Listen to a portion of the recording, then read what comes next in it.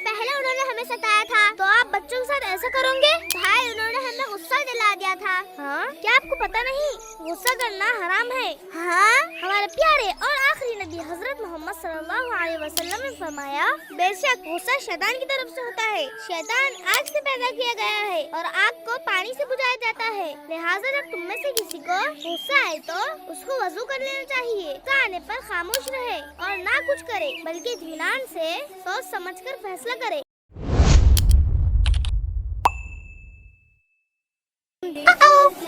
पूरा एपिसोड देखिए kids message पर।